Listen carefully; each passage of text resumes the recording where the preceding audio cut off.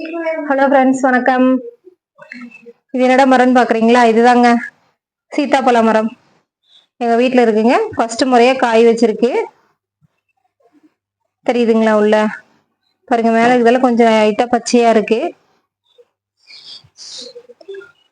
பாருங்க, ஆல்ரெடி 2 கையில பொறிச்சோம். பாருங்க, இப்படி நல்லா கொஞ்சம் சவந்ததுக்கு அப்புறம் கொஞ்சம் லைட்டா இந்த வெள்ளை கலர் தெரிஞ்சதுக்கு அப்புறம் பறிச்சுன்னா அழகா இருக்குங்க. நாளைக்கே பழுத்துரும். அதெல்லாம் செடியிலேயே பழுத்து சாப்பிட்றது ரொம்ப நல்லதுங்க. ஆல்ரெடி பாப்பாங்க 2 பறிச்சிட்டாங்க. இது ஃபர்ஸ்ட் இப்பதான் காய் வைக்குதுங்க. பாருங்க, கொஞ்சம் கொஞ்சம் லைட்டா பழுத்துருச்சு. பறிச்சிடலாங்க.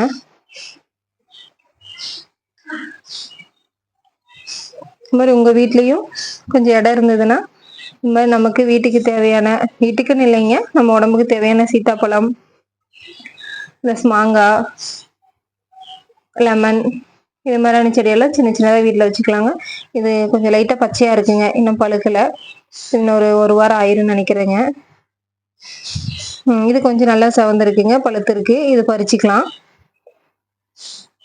தேய்ச்சிவா, இந்தடா இது வாங்கிக்கோ.